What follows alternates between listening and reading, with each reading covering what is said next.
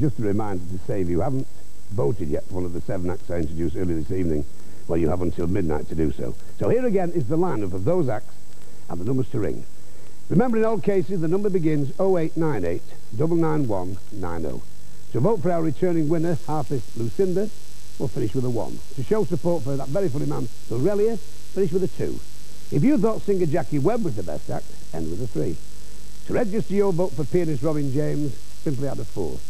And if funny man Ian Royce tickled your fancy, end with a 5. If singer Laurie Bennett impressed you, then finish with a 6. And to record your vote for twin dancers Sandra and Maria, well, just add a 7. Our Up Knocks phone lines are ready for you to record your votes. So come on, happy dialing. Tomorrow on 1, the Yorkshire Vets return with more sobering stories. Yes, what is it? Chill. Is that the vet? James finds you can resist the hair of the dog. Not me, thanks. No, I won't, really. No scotch. Actually, I don't drink it. But still end up like a parrot. I feel a bit sick.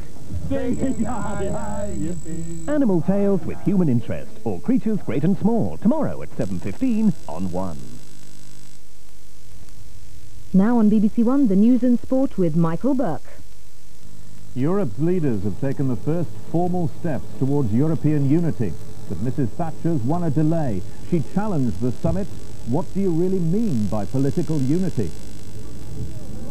The Winchester Three go back to Dublin and say there's no such thing as British justice.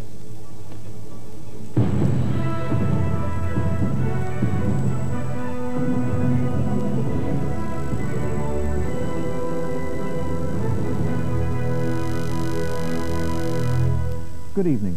Europe's leaders have agreed at their summit in Dublin to start work on the political union of the community. But Mrs. Thatcher has succeeded in slowing the process down. France and Germany had wanted to set a firm date for a unity conference at the end of the year.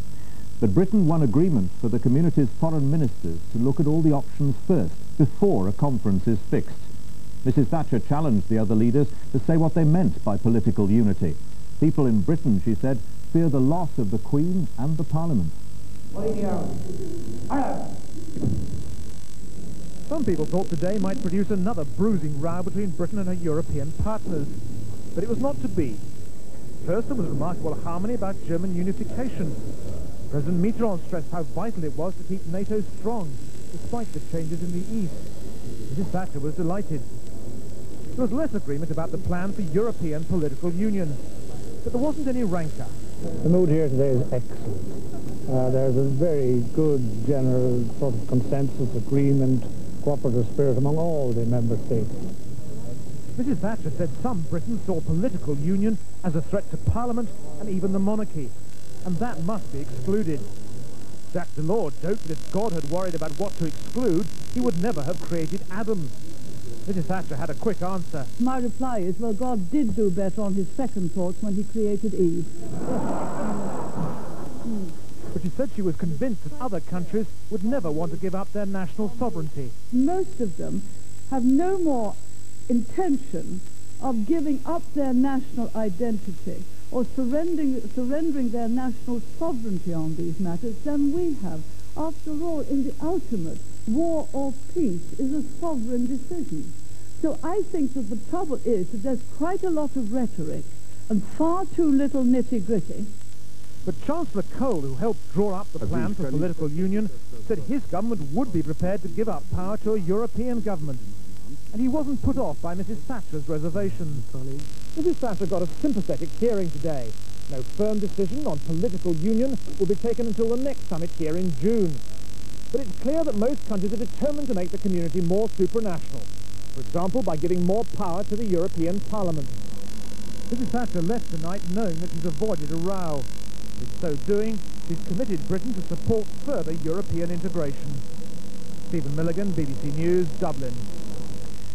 The 3 Irish people freed by the appeal court in London yesterday have had an emotional reunion with relatives and friends in the Irish Republic.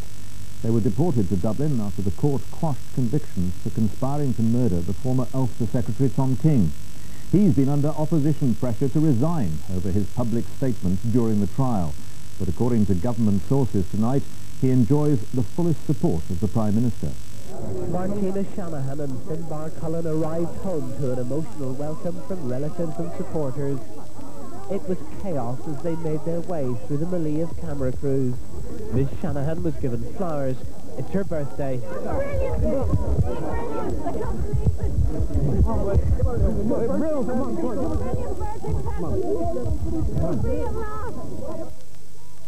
Finbar Cullen arrived on a separate flight. He said he too felt fantastic. The release of the Winchester Three hinged on the right to silence, and initially at least they wouldn't take or answer any questions on their case, but they shared a view of the British legal system. If anybody Martina. Later, all three appeared at a news conference. Again, they wouldn't comment and instead read statements. But tonight, at his parents' Dublin home, John McCann and his mother spoke to the BBC. It's easy to tell lies. Yeah. So many neat people just make it up as they go along. You've seen stories in all those papers. Just not true. We're home, we're free. We're all free, the whole family is free. And that's all that matters. John, why did you decide to stay silent during the trial? Well, he answered questions for the police, didn't you answer the questions they asked? Yeah, that's the All of the Winchester Three now say they want the Birmingham Six freed.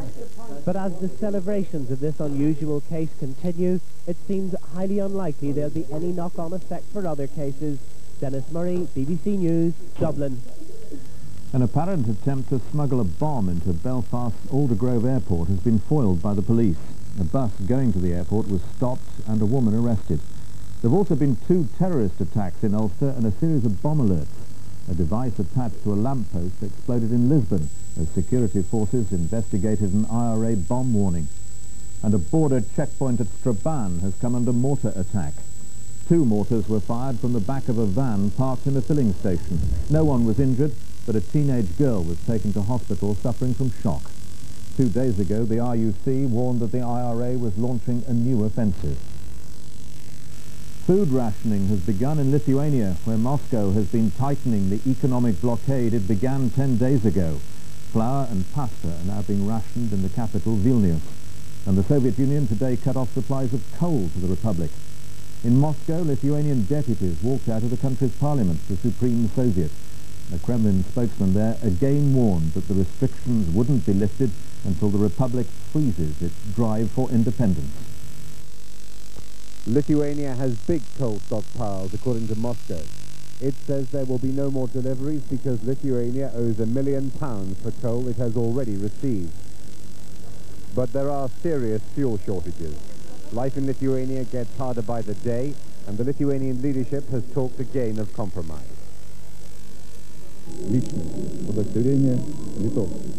But Nikolai Ryzhkov, the Soviet Prime Minister, told the delegation sent to Moscow during the week that they'd have to pull back on independence before he would negotiate. They couldn't get a formal appointment with Mr. Ryzhkov and had to confront him in a corridor. President Gorbachev's spokesman didn't soften the tough line in Moscow today, though he dismissed talk of direct rule from the Kremlin. That is an extreme step which is not called for yet, and we hope will never be called for. But without introducing direct rule, President Gorbachev could, if he wished, put an even tighter squeeze on Lithuania. His actions so far have put the leadership there under great pressure. So far, though, they seem to have the support they need for a long war of economic attrition. Jeremy Bowen, BBC News, Moscow. The community charge is the major issue in next week's local elections, according to a new opinion poll. The polls in 2 of tomorrow's newspapers show Labour maintaining their big national lead over the Conservatives. A Sunday Times Mori poll gives virtually the same figures as a month ago, with Labour 23% ahead. A computer projection at the local Government Chronicle Centre says this suggests that Labour could win control of 24 councils and could gain 600 seats next Thursday. The Conservatives could lose 350 and the Liberal Democrats could lose 220. An independent NOP poll giving Labour a 20% lead says the major issue is the poll tax, and 68% say it's too high. As rallies against the poll tax continue in the weekend before the local elections, there's no comfort for the government in the opinion polls.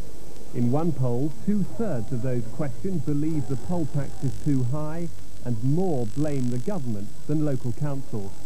Although there are special factors in every local area, Labour will be more hopeful now of victory in places like Wandsworth, the Tory model borough in South London. After yesterday's reports of proposals by the Prime Minister to change the poll tax, Labour say the government is in disarray. They've seized on comments by the Trade and Industry Secretary Nicholas Ridley, who apparently wants the poll tax left as it is. Mr Ridley claims Labour would keep the poll tax if they came into government. With the government's fire still aimed at pushing Labour to come up with details of its alternative proposals, which the Tories call the roof tax, Labour's campaign manager says the Tories are trying every trick in the book, using adverts that distort and downright lie. At one protest rally in Leeds today, they brought in a skip to take away unwanted poll tax bills. The opinion polls say the poll tax outweighs all other political issues. The real test will come with real votes in real ballot boxes on Thursday.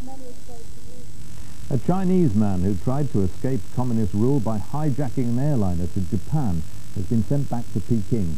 Zhang Zhenhai took part in last year's pro-democracy protests, but a Japanese court has ruled that he's not a political refugee, and he'll now stand trial in China. Zhang arrived to face an uncertain future in Peking.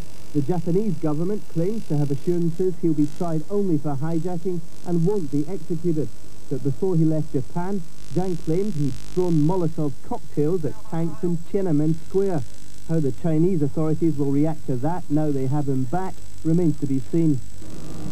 Zhang hijacked this Air China jumbo jet to Fukuoka in southern Japan last December, but as a hijacker he proved less than competent. One of the cabin staff pushed him out of the plane and he broke both his legs in the fall. While Zhang went to hospital, his wife and 10-year-old son, who were with him on the plane, were whisked back to China. Exiled Chinese student leaders told Japanese television and the court they know Zhang and that he was at Tiananmen Square last June. The court accepted that, but while Chinese students went on hunger strike nearby, ruled Zhang had hijacked the plane for economic reasons and should be extradited. Zhang's case presented the Japanese government with a problem it never wanted to face. Defenders of the extradition point out that Zhang is after all a hijacker. Critics say that because of its close economic ties with China, Japan's reluctant to do anything to upset the authorities in Peking. Gordon Brewer, BBC News, Tokyo. Now with news of Liverpool's 18th Football League title and the rest of the sport, here's David Davis. Yes, for Liverpool it's also their 10th championship in 15 years. They came from a goal down to beat Queen's Park Rangers at Anfield, while their only remaining rivals Aston Villa conceded 2 late goals to draw with Norwich. Ian Rush and John Barnes scored the goals that gave Liverpool their victory over QPR. Robert Rosario ended Villa's hopes with an equaliser for Norwich 7 minutes from time at Villa Park. Elsewhere, David Hurst got both Sheffield Wednesday's goals in the win at Charlton. And Ian Dowie prolonged Luton's fight to stay in the First Division with a last-minute goal against Crystal Palace. Even so, Luton still look likely to go down with Charlton and Millwall. Wednesday need only a draw in their final match to reach safety. Gordon Strachan took Leeds to the verge of promotion from the Second Division with the winner against Leicester. And Ian Bryson scored twice in 3 minutes as Sheffield United beat Bournemouth. But promotion remains unresolved. The top 3 all won today. Only 2 of them can go up automatically. The next 4 have to play off for the remaining place. Well, a year after losing their place, Darlington now need just 1 point to return to the Football League by winning the GM Conference title. Today they moved closer to promotion at home to Cheltenham. The market traders who just 12 months ago were bemoaning Darlington's demise from the Football League are now reaping the benefits of the team's resurgence. And with so many filing into the Peatham's ground, the football club's landlords, the local cricket side, now get their rent paid on time. Today, over 5,500 fans watched Darlington set about regaining their league status with football of admirable quality. By half-time, they'd already established a 3-goal lead. The first as John Borthwick ghosted in to score from Toman's free kick. Then it was Mardenborough's skills setting up Cork. Lott was clearly not running Cheltenham's way. Next, a beautifully weighted pass from McJanet, and there was Borthwick celebrating his 21st goal of the season. A brief second-half interruption to allow Nuttall to give Cheltenham false hope before Darlington reimposed their authority, first through Kevin Smith, and finally from their record signing Andy Toman. Darlington 5, Cheltenham 1. 1 point still required to ensure league football next season, but in County Durham the celebrations have already begun. Rugby League history was made at Wembley today. Wigan, already the league champions, won the Silk Cut Challenge Cup for the third successive year. Their opponents, Warrington, were overwhelmed. The score, 36 points to 14. It was too one-sided to be a classic. Warrington too generous to test the favourites. A charge down gave Dennis Betts a try midway through the first half, and 10 minutes later another mistake put Wigan firmly in charge.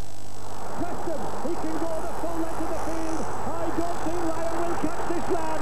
He's a flyer. That's a try and a half. Mark Preston. The try was converted for a 14-2 lead. A day of records was taking shape. But Warrington hung on and gave themselves hope just before the interval. Captain Mike Gregory helped take his side to within 8 points. It was the closest they got. After the break, Wigan simply moved further ahead. And this is what Wigan can do. They can suddenly strike. He's got Hanley on his outside. Now then, has he got the speed? Has he got the strength to go? He's got Gregory with him. Edwards. A magnificent tackle, but Preston's in. That made it 26-8. A record third successive Challenge Cup win was now inevitable. Only one thing was missing, but the man of the match, Wigan's Andy Gregory, then set it up. Without a try from Ellery Hanley, the occasion would have somehow been lacking. The rout was completed when Kevin Arrow attacked for his 6th try in 3 finals. Wigan 36, Warrington 14. Wasps are Rugby Union's Courage League champions for the first time. They beat Saracens 24-6, while the title favourites, Gloucester, this morning's leaders, lost at Nottingham. Gloucester began the game at Beeston needing a win to clinch the league title, but the only try of an untidy match came from the Nottingham skipper Chris Gray. 12-3 to Nottingham, the final score. At Sudbury, Wasps had to concentrate on beating Saracens while hoping for a Gloucester defeat. They just about made sure of their own victory by half-time, scoring 3 tries without reply, including the first of 2 from discarded England wing Mark Bailey. Wasps sealed their win with 2 more tries in the second half. The England standoff, Rob Andrew showing an eye for an opening, and some neat soccer skills.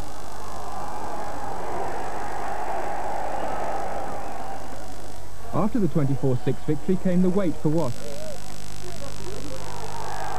It didn't last long as Gloucester's defeat was confirmed to put Wasps on top of the league for the first and only time this season.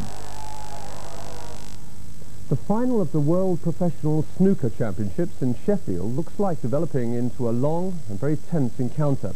After 12 frames, Stephen Hendry led Jimmy White by 7 frames to 5. In cricket's county championship, Alan Lamb hit a magnificent 2-3-5 for Northamptonshire against Yorkshire, sharing in a record stand with Alan Forden, who also made a double century. The England captain, Graham Gooch, is also in form. He scored 137 for Essex against Middlesex. And the West Indies skipper, Viv Richards, scored his first century for Glamorgan, hitting 118 not out against Leicestershire. Back to soccer, Graham Souness celebrated guiding Rangers to the Scottish title by making his farewell appearance as a player in the club's final game of the season. Souness brought himself on as a substitute against Dunfermline, with Rangers already a goal up. Within minutes, he was showing that he'd still got plenty to offer as a player when his cross almost brought Rangers a second. After the match, a familiar sight, Souness plus trophy, but as a player for the last time. A Field Marshal who led 750,000 Commonwealth troops to victory during the Second World War has been honoured by the Queen.